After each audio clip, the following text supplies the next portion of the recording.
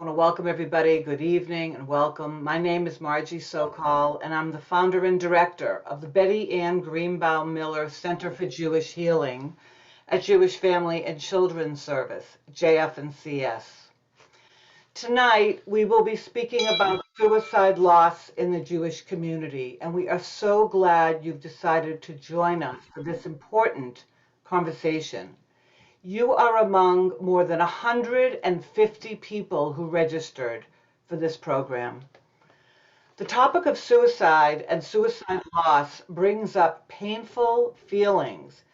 And for those who work in this field, we are always reminded that there are resources available if we need to talk to someone. So with that in mind, we are putting the helpline for Samaritans of Boston in the chat, 877-870-HOPE.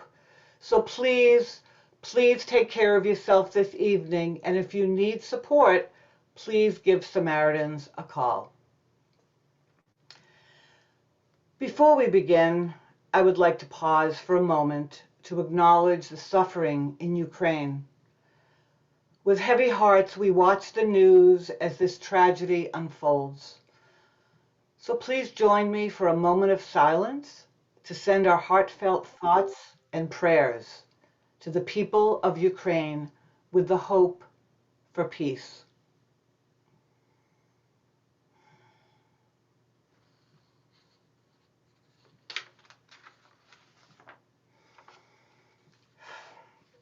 So tonight's presenters include Rabbi Suzanne Offit, who brings many, many years of experience as a community rabbi and palliative care chaplain in the hospital setting. We also have Mary Curlew, Director of Mental Health and Aging at JF&CS. Mary brings many years of experience providing mental health services and training and is actively involved with suicide prevention efforts in Greater Boston. Last July, Rabbi Suzanne and I started the JF&CS Suicide Loss Survivor Support Group after receiving gold standard training from the Samaritans of Boston. Samaritan works to prevent suicide and support those who have lost someone to suicide. Our support group model, having a rabbi and a social worker co-facilitate the group, is based on a model created by the Jewish Healing Movement. So JF&CS is delighted that this evening is co-sponsored along with Hebrew College. We thank you for that, as well as CJP. And we are especially grateful to CJP for their support of this program and the support group.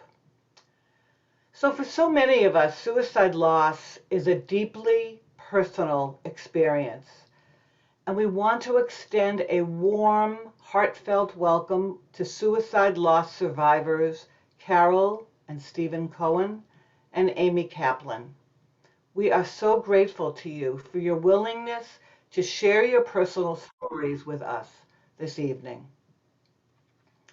Personally, I want you to know that Samaritans of Boston only train support group facilitators who have personal lived experience. And Rabbi Suzanne and I have that experience.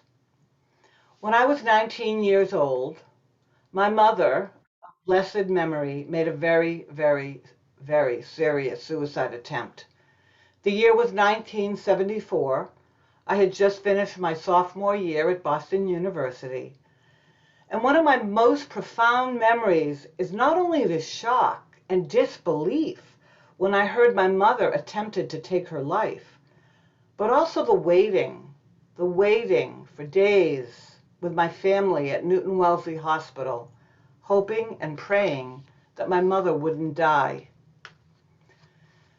This was a traumatic time for me, what's been called a shattering of my assumptive world, a shattering at the age of 19 of how I had believed the world worked.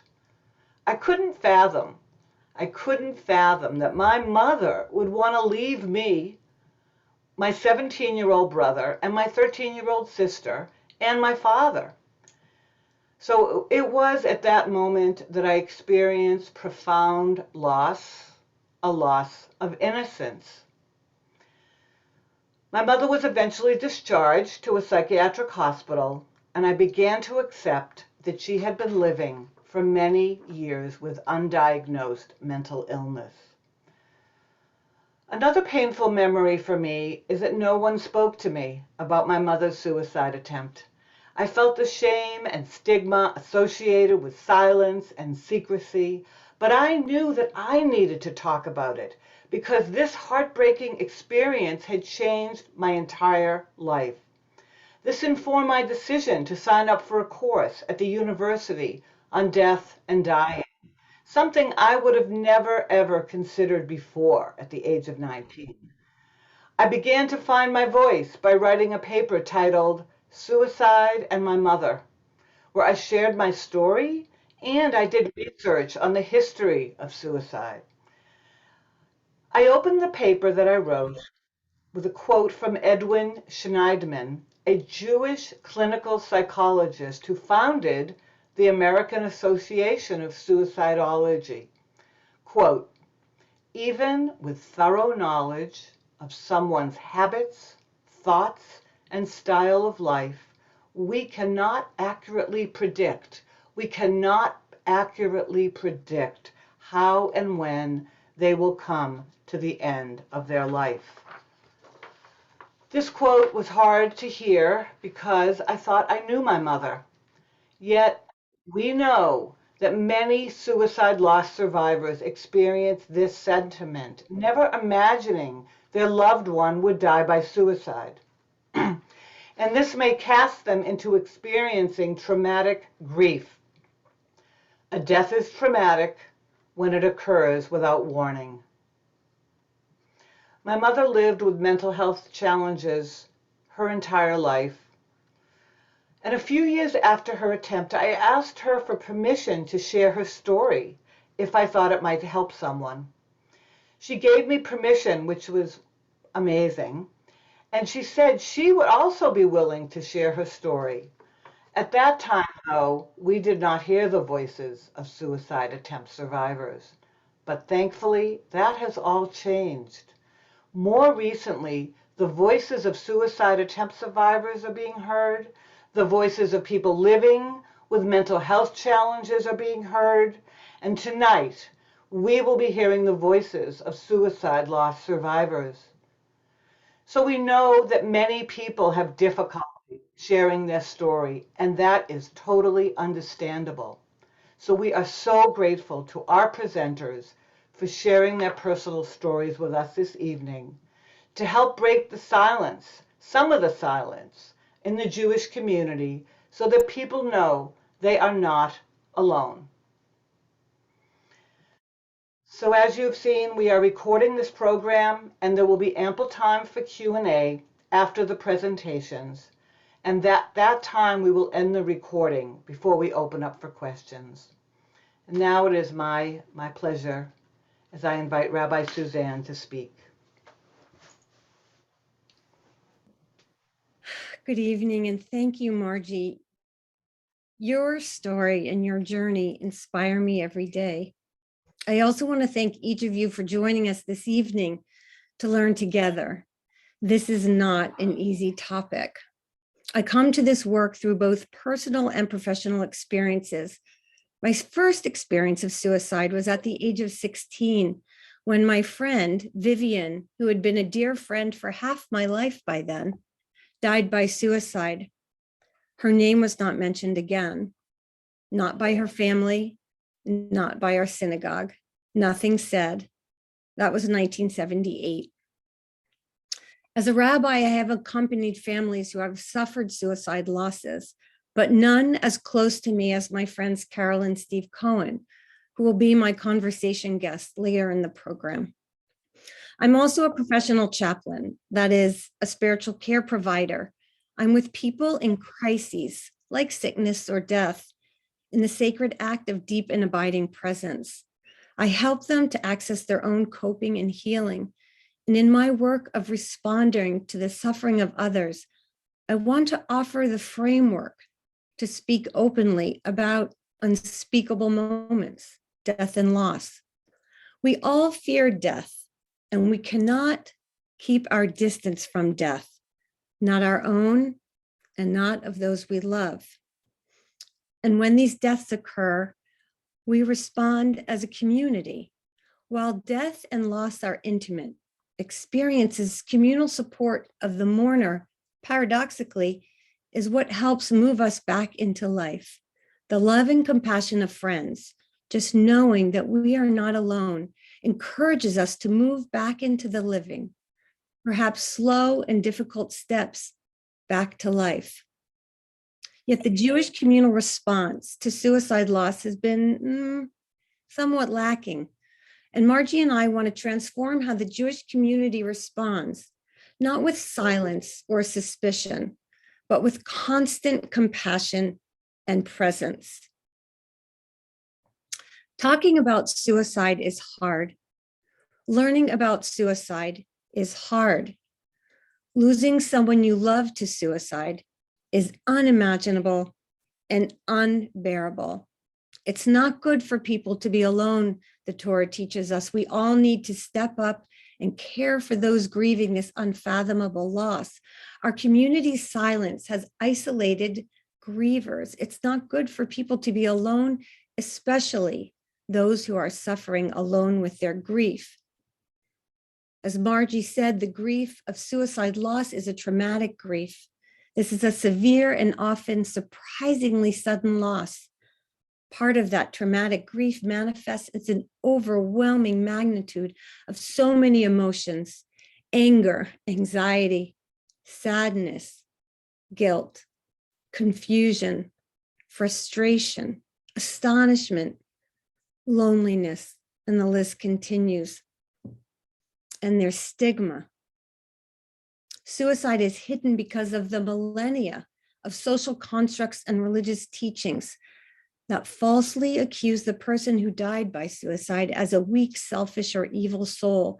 And we know now that most suicides are the result of mental illness. Jewish perspectives on deaths by suicide do span a broad range. However, most Jewish communities support the bereaved with compassion and understanding, in stark contrast to the silence or disdain of the recent past. Stigma is impermeable. Culture has held on to this idea that suicide is a secret, that it's something to hide in silence, something to be embarrassed or humiliated by. Even an argument lacking in substance or science can maintain its grip on us. Even the language of commit suicide is the language of a crime. Please say die by suicide. No crime has been committed. An illness in the extreme has taken a life. So how do we break the grip of stigma? What we're doing right here, right now, learning about it. Your presence here is bringing light and air and breath to the conversation of suicide. Stigma lives only in darkness and in secret. Thank you for bringing your light, your air, and your breath. The JF and CS Suicide Survivors Group welcomes the bereaved of suicide loss into a safe space to explore their emotions and experiences and to connect with those who share this unique loss. The group helps to normalize and validate participants' emotions. The participants are able to find moments of understanding and ease, perhaps even comfort, perhaps even healing. A few participants tell us that they are especially relieved to have found us since they began in other suicide bereavement groups. The Jewish lens has been particularly comforting, a familiar and safe place for them. During the High Holy Day season, for example, when so much of the liturgy is about life and death, we could offer a place for questioning and crying, for anger and for angst.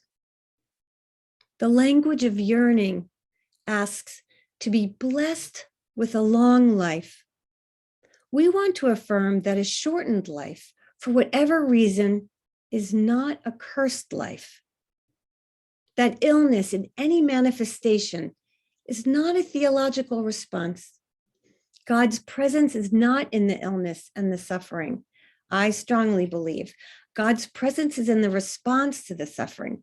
God's presence is in the learning and the doing, to be present wholeheartedly in the suffering of others. We cannot see God's face, the Torah teaches us, but we can see God's back. God's back is our work to offer loving kindness and compassion, chesed and rachmanut, to those suffering. The Jewish communal response to this unique suffering, suicide loss, requires understanding, compassion, and a plan. Margie and I are here together, responding and welcoming your learning with us. And I'd like to invite Mary Curlew to speak to us.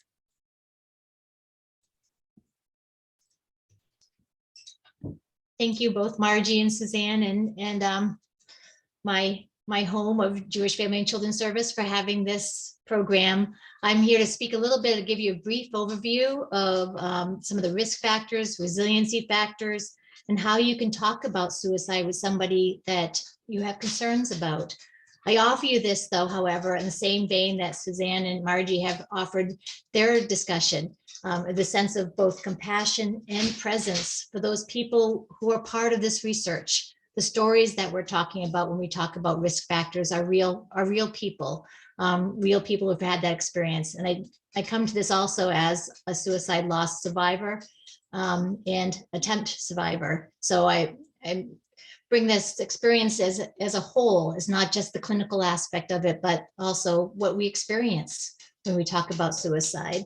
So with that in mind, it is a brief overview. So we'll be putting some resources in the chat function, to specifically one from the Mass Coalition for Suicide Prevention, which has a wonderful website with lots of information available for you.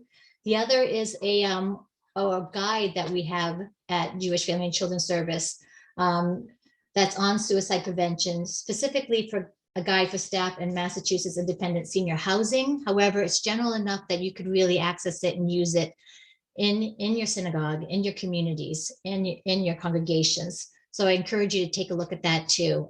It's free and available to you on our website. So why would somebody consider dying by suicide? Why do we have suicide thoughts? Really, the risk factors fall within three specific topics or venues.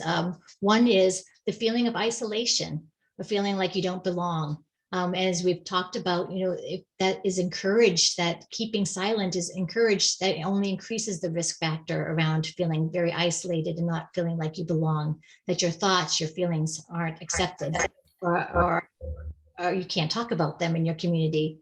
The other one is also feeling like a burden, feeling like sometimes when we have restrictions on our mobility or something happens to us that causes us a lot of psychological, emotional, or physical pain, we can feel like a burden to others. And if that feeling of burden continues to increase and isn't given also a sense of purpose or sense of a reason to live, it can increase the risk factor for suicide. Another one that is often not talked about, but is really quite obvious, and Suzanne mentioned this a little bit too, is that the fear of death is lessened. Oftentimes the fear of death is lessened because the life experiences or the tragedy, the losses that somebody has experienced, the pain that they're experiencing feels like it far outweighs that fear of death. So that death is no longer feared in that sense.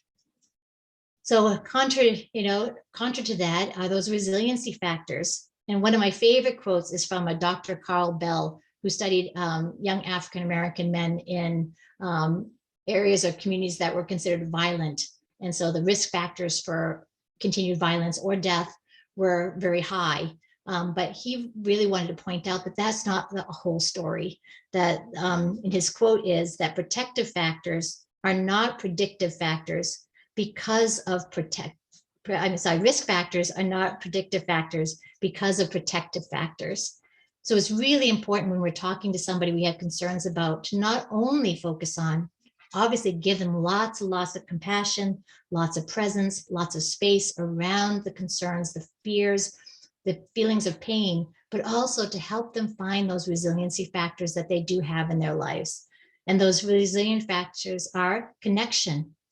Even if that connection is just to you as the person listening to them at that moment, you're hearing their story, you're offering understanding, you're offering support and connection. The other risk factors is having a sense of agency. Oftentimes we do need to intervene quickly in order to help somebody, but I often wonder as a mental health provider myself, if requiring somebody to get help is really all that effective. If they don't have a sense of agency or that they are seeking that out. So rather than requiring or mandating, helping support that person to find their own sense of agency, their own sense of purpose, their ability, their reason for living, and supporting them in that process, whether that's finding a mental health provider, whether it's talking to a close family friend, or if it involves talking to you and helping support them through that process and helping them ultimately to find that sense of purpose. In saying that, however, I want to really put a caveat that you are not responsible for saving a life. You can save a life by opening up the door for a conversation, for being that support to them, but it is not ultimately your fault or your responsibility. All you can do is open the door to that conversation. You are not to blame if somebody does indeed die by suicide. Just like you would not be to blame if somebody died by suicide, died from cancer or some other physical health condition. So keeping that in mind, there are certain ways that we can talk to people about suicide. And I encourage you to think about those resiliency factors and those risk factors when you're talking to somebody that you have concerns about. And in fact, maybe even using their own words. For example, if somebody is mentioning, I feel like such a burden since I lost my job. I feel like my family is being really drained financially, and I have no purpose in being part of this family. I'm such a burden. You could use those very words and asking them, you feel like a burden. You state that you feel like a burden. You sometimes have thoughts that you want to die, or that you would not want to no longer live with your family because of that sense of burden? Using their words, or maybe even just asking them, can you say a little bit more about what that means when you say you feel like a burden? To open that door.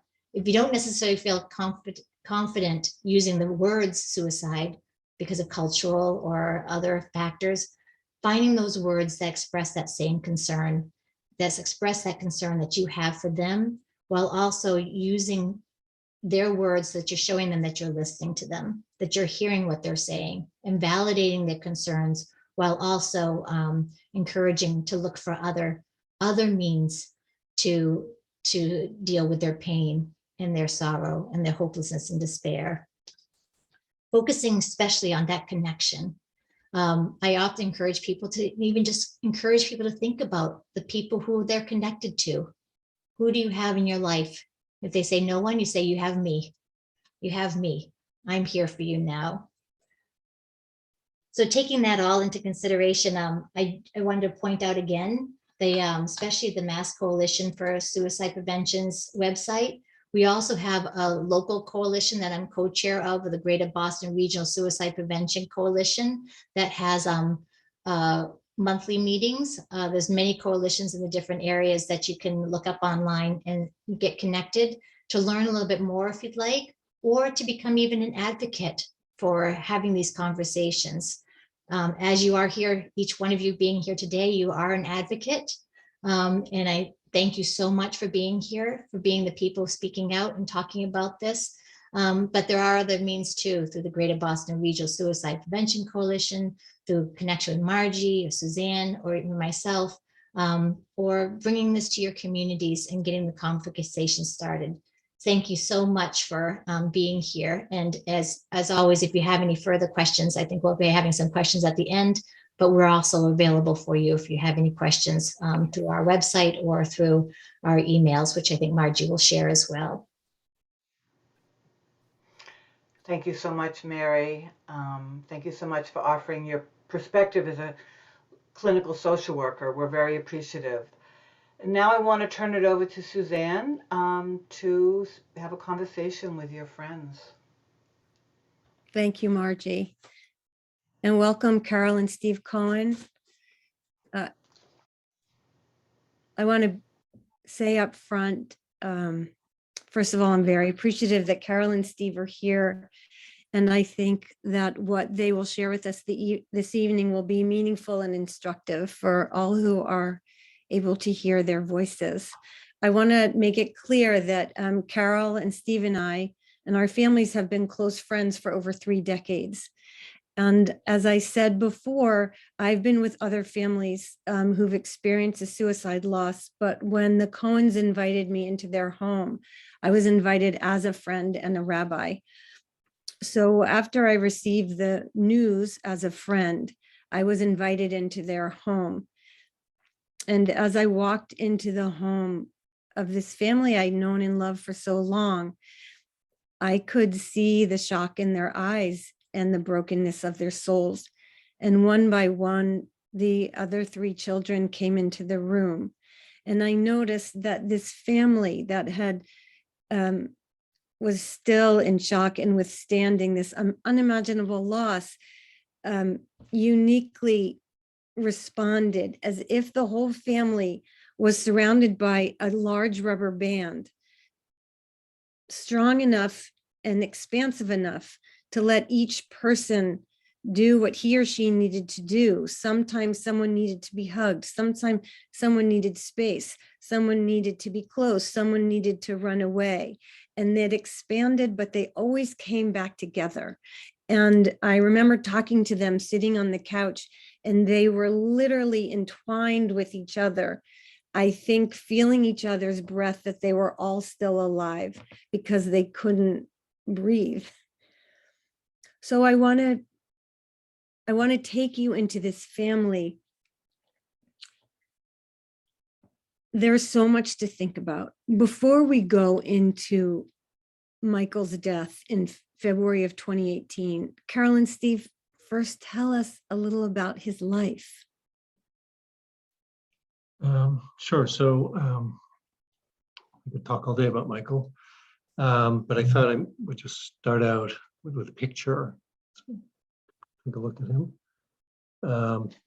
So that was Michael in Taiwan several years ago. I guess he passed away 4 years ago now. So Michael he died when he was 28, and just a few months after his birthday. And I would say he had 28 really great years. He was, sort of looked up to by lots of people, certainly his family, lots of friends, girlfriend, very smart. He was fluent in Chinese, and he'd actually gone after college to work for a series of Chinese tech companies and lived in Beijing and had this sort of wonderful life there, and then traveled extensively. I think he was in 26 countries in his 28 years, something like that. And just a wonderful, warm, person with a great life ahead of him. And dying by suicide is the last thing we would ever have predicted for Michael. He got depressed in the November, just around the time of his birthday. November 2017. 2017. Really deeply depressed, and worked through it. And then he took his own life in February of 2018. And still it's hard for us to imagine, because if someone like Michael would take his own life, like anybody could. So anyway, it's a bit about Michael. He's a wonderful, great person. Thank you. Thank you. And I want to read a line from, pretty much echoing what you just said, from his obituary. Without warning, he slid into a depression from which he seemed to be emerging during his final weeks. His decision to take his own life, a life of so much accomplishment and promise, was completely unexpected and shocked everyone who knew him. So I want to, Michael's obituary was in the Boston Globe. It was very long and honest. And I remember sitting in your living room with you, and your other three children were adamant about being very honest about mental illness and being very honest about Michael taking his life. Can you tell us your process of being so honest in your obituary, and then what happened from there? Well, it took a while to get the obituary written, because we wanted it to be kind of a description of Michael for posterity, for people who didn't know him and for people who did know him. And also, we couldn't really And we couldn't, handle, we right. couldn't handle We it. couldn't emotionally get there at all, but we never really considered not mentioning how he died. And there are a few reasons for that, and I think different ones of us would describe it differently. For me, I think for all of us, we were very proud of Michael. Like everything Michael did, I was so proud of. And while I was kind of devastated by his death, I wasn't ashamed of anything that Michael did. I just wish he hadn't done it. But I didn't think it was right to ever be embarrassed by him. I was proud of him, and I continue to be very proud of him. So that was one reason. I also thought that, I think we all thought that, by being honest about it, obviously Michael didn't let anybody know how upset he was. And even though he had started treatment, and I guess we thought, that if we could message to other people that, it's okay to talk about it, then maybe other people, would feel more free to express, to their therapist or their family or their friends or whoever, just how serious, they are and how at risk they are. So that was another thing. And then I guess there was a third reason, which was that, it was very hard to process this with people as we would just sort of randomly bump into them. Oh, how you doing? I haven't seen you in a while. What's new?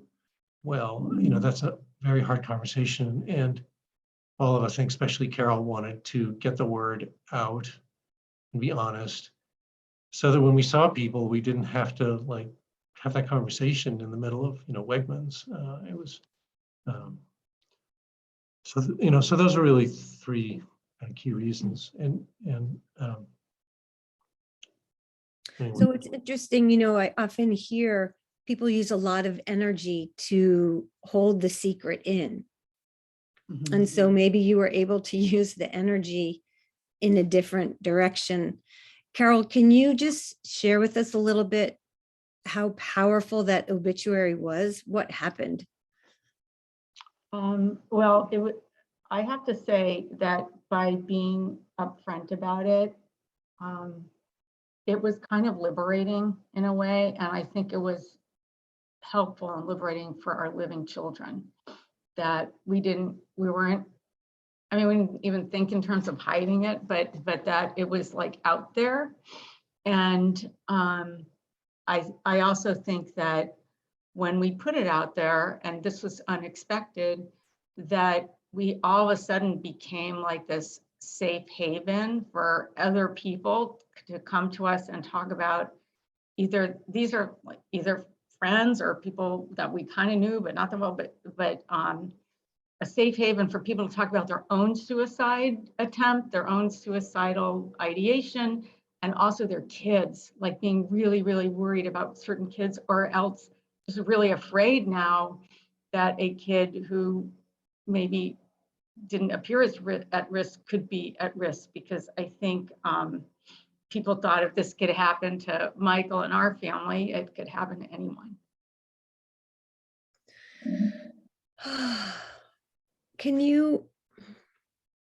We've talked about this many times. I want you to share some of those emotions. We've talked about, so I'm so glad embarrassed isn't one of those, shame isn't one of those, but I know we've talked about the feeling of guilt, which is an all too common emotion of suicide loss survivors. Yeah, well, there's nothing more painful than this. In your wildest dreams, I would say I never could have imagined feeling as awful as I felt. I mean, I think I cried every day for a year. I was like the worst thing. You can't even imagine how physically painful it is. Mostly it's loss, but also, as you said, it's guilt. And as we talked to people, everybody around Michael felt guilty, even though there wasn't anything we could point to where we said, gee, I wish I'd done that, or I wish I'd done this other thing. But, you feel like, well, if I'd only, with hindsight, if I'd only said this, or if I'd only recommended that, or whatever. And we heard this from his friends too, like people, halfway around the world who would say, oh my, they heard about it and say, oh my God, I should have called, I haven't talked to Michael in a month. So, that feeling of guilt is just so pervasive, and such a difficult thing. And for, from the standpoint of survivors, it's almost the hardest thing to deal with, apart obviously from the loss. So with our last few minutes in this conversation, I want to talk about Shiva, since so much of our effort from Margie and me is the communal response to suicide loss, right? And getting the Jewish community on board to respond appropriately. And I admitted I made you have Shiva. This was an argument we had. I really wanted you to have Shiva because I knew you're both public people. You both have a lot of friends. Steve, you're from the area. You went to school here. You practice law here. Carol, there's just so many people. You had kids who went to day school. Huge community. And I wanted you to have this vessel, this finite space and time for this overflowing of love and care. And we fought it. So, tell me about your experience of Shiva. Whatever you want to say, supportive, not scary, whatever. I remember having a conversation with you, and I remember you saying, if we didn't have Shiva, then people would find all these other ways to try to connect with us at maybe, whatever, at all these different times, and it would be harder. And so that was an argument that convinced us, at least me, that we should do it.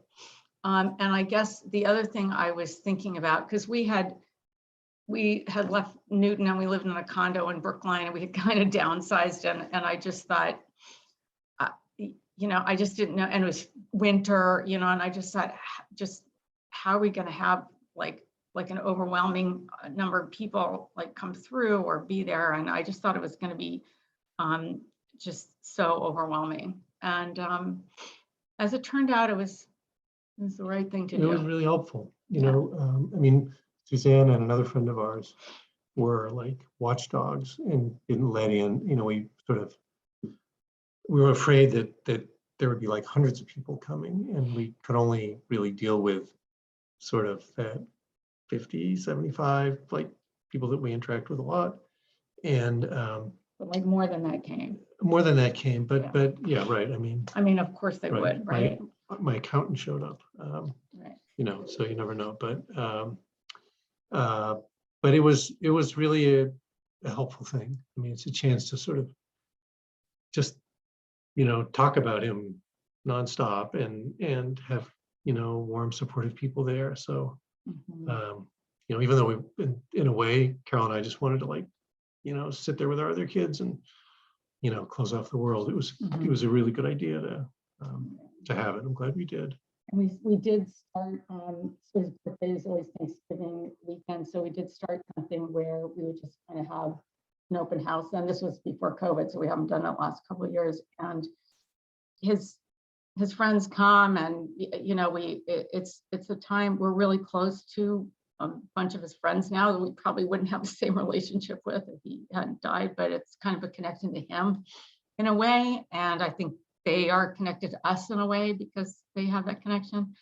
But I guess one other thing was this whole idea about going public with and putting in the paper. And then it was like a weird thing. It's like, do we put it on Facebook? Because I just thought, we're like, it's a weird thing to put it on social media, but also we wanted to have as many people know as possible because of what Steve said. We didn't want to run into them and have them process it in front of us. We'd rather have them already have processed it if they happen to run into us. And then the other thing I found was just being one town over in Brookline, instead of being where, you know, the kids grew up, there was a degree of anonymity there where like we weren't running into all these, I wasn't running into people in the grocery store, I think Steve did. And I just like didn't want to get in that conversation of not seeing people and not knowing if they knew, and then meeting new people and then have them ask how many kids you have and what's everyone doing.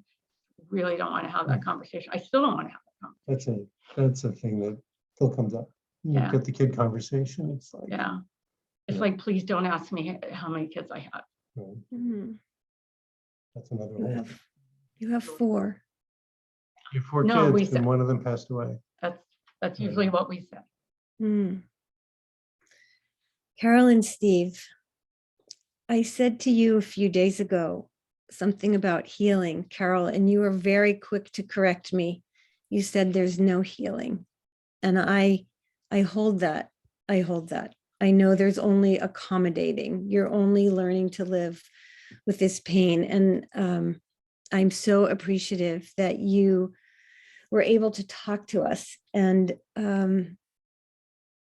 may Michael's memory be for a blessing.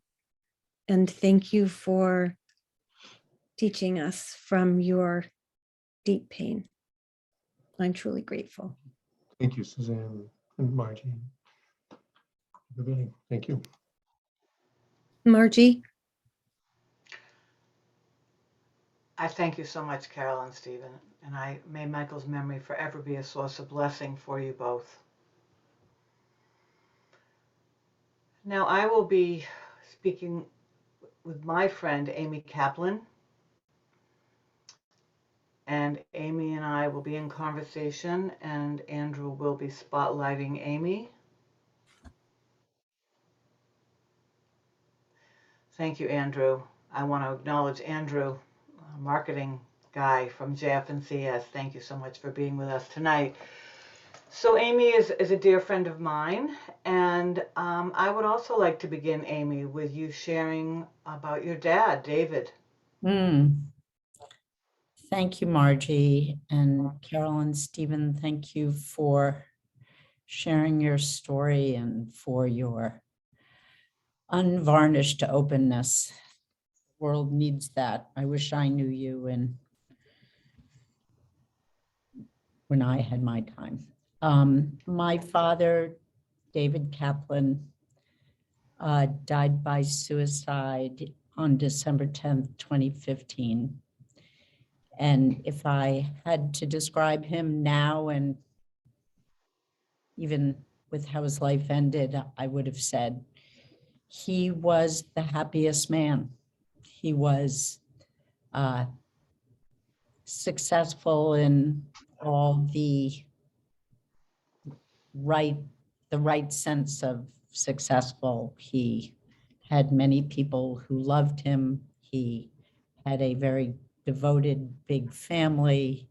He was intellectually alive and engaged, and he was professionally successful and happy.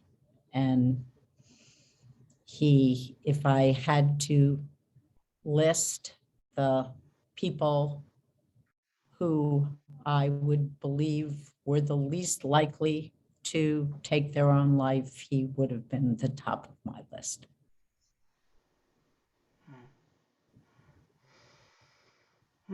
Thank you, Amy, for bringing David into the space with us. Yeah. Your dad. Yeah. Could you describe to us then, because he was the person who you least expected would die by suicide, what it was like? You've used the term with me, the experience of shock and awe. I don't know if awe is exactly the word, but shock and devastation. And in those early days, how were you able to think about the way he died? Yeah, shock and awe doesn't even begin to describe how hollowed out you are when something that is sort of the earth you stand on, all your expectations and how you see your stability in the world is shattered out of nowhere. And so, the early days, and I'm sure anybody who has experienced this, you can't even locate yourself. You're operating on a generator. You just, I used to say I was imitating myself, but you're nowhere to be found. You're just, everything that you understand is temporarily shattered. Mm, mm. Yeah, Thank you, Amy. I know that when your dad died, you went shortly afterwards to Samaritans. I did. Yes. And what was it about Samaritans that you felt was a place where you belonged at that time? What was helpful to you at that time? And Yeah, Samaritans, yeah, thank you. yeah. No, finish your question. I just wanted to say that Samaritans of Boston focuses on support for suicide loss survivors and also prevention. And they have groups, and that was where Rabbi Suzanne and I were trained. And I know you began there before you joined our group more Yeah, recently. yeah. I don't even know how I got there, but I found my way to the Samaritans in Boston. They met and still meet twice a month on every other Tuesday. And I waited for those Tuesdays to be with people other than my siblings, who were the only people who really understood what it felt like to be shattered in that way. It was a singular, it was singular in its impact on me. And to be in that room for an hour and a half every other Tuesday was such a relief, Yeah. And really. you also had shared with me that it was reassuring to you to be in the Mhm. presence of others who had gone through something similar, to not feel alone, because this was something you would never imagine could happen not only to your dad, but it wasn't something that you were exposed to. That's the word I'm thinking of, or familiar with. Yeah, Uh, yeah, it was I mean, I remember feeling so lost and confused, but you still have to show up every day. It's not like you get to take a leave of absence from yourself for a couple years. So to try and balance, I still had to do my job and be a mother and a friend and make meals. And I just had to figure out how to do a lot of things. So I felt like when I walked into the room at Samaritans on Temple Street in downtown Crossing, I was temporarily with my biological family. Like that was a room where everybody spoke the same language. And I've told Margie and Suzanne this many times. I wanted to know that I would find myself again. I knew I wouldn't be the same, and I'm not. But by being around part of the magic of Samaritans and why I'm in Margie and Suzanne's group is most reassuring is being with people who are, as they describe themselves, further along in the journey, which I am now. However, I can't do math, but I think I'm 7 years since 2015 or something like that. But to be around people who had they had incorporated this into who they are, and they recalibrated and got on their way. I needed to see that. mm, And that's, that was very powerful. And the facilitators of Samaritans are survivors themselves. They are not professionals. So amazing. Yes, thank you. And that's again where Suzanne and I were trained, and that they only train facilitators who have lived experience.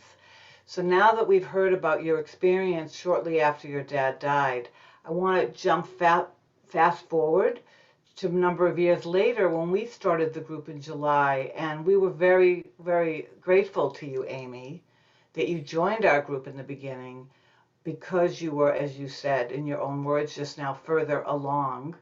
And so tell me a little bit about that. What was the decision for you to join our group after these many years?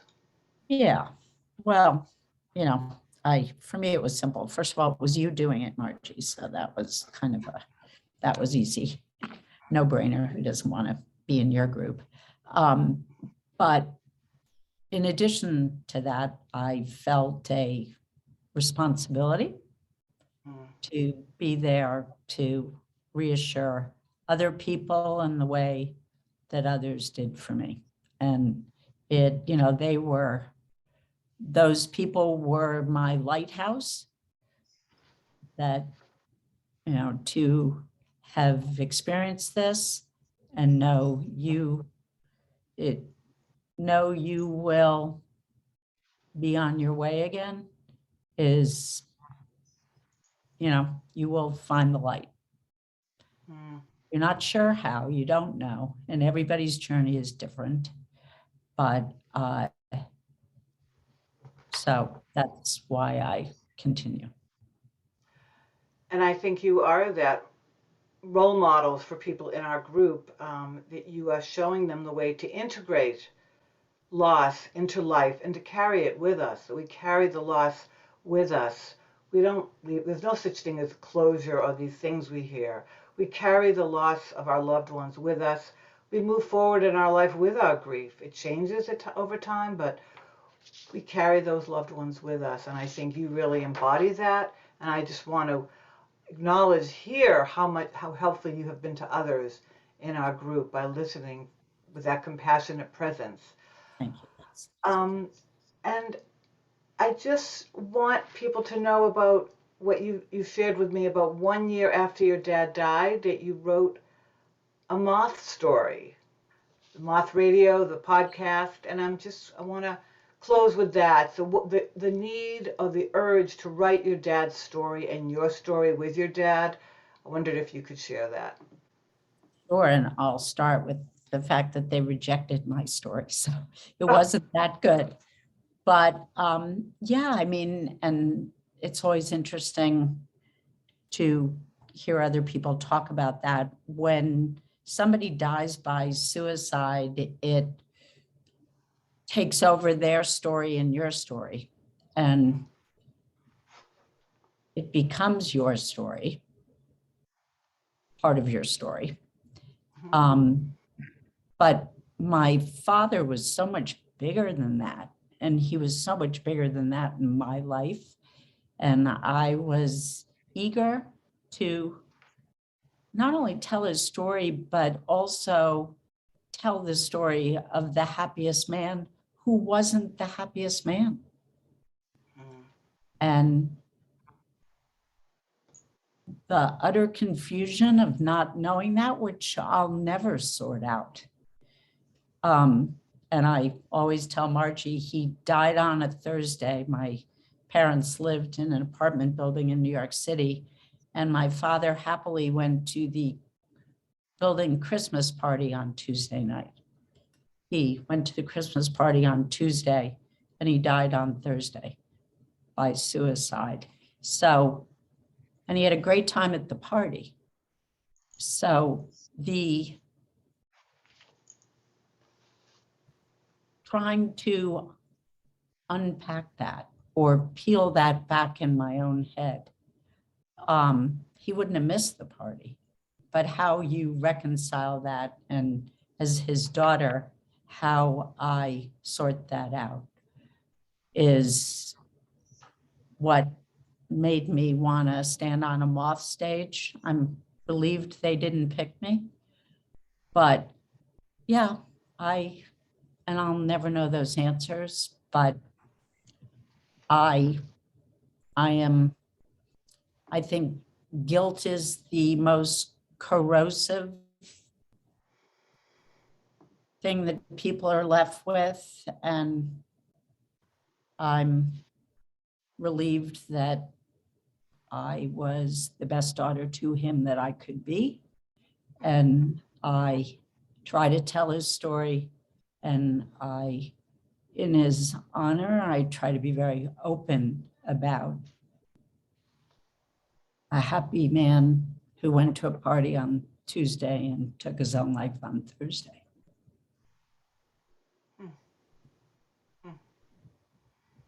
Thank you, Amy. Thank you. Is there anything else before we close? Is there anything else you want to share about your dad before we end this conversation that we haven't covered? No, I'm glad I could talk about him. He was adorable. Mm-hmm. He's a great man to me. He's a great father. Well, may his memory forever be a source of blessing to you. Thank you.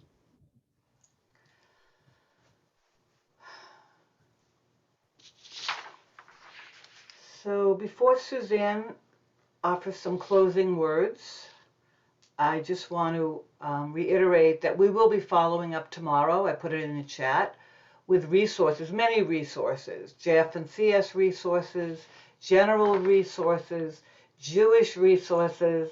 I've also included JF&CS's program, Mental Health Connect. Mental Health Connect is a free, confidential information and referral service. And so you'll be receiving that tomorrow along with the recording.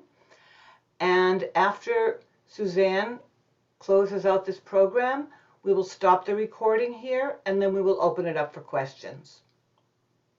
People can unmute, or they can put the question in the chat.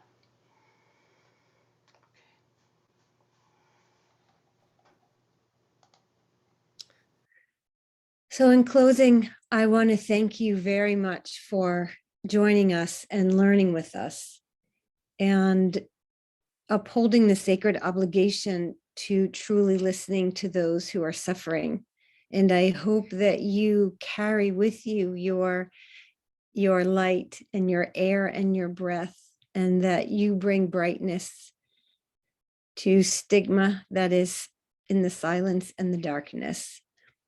And that when you step out of this gathering this evening, that you will go out and be a force of compassion and healing in this broken world.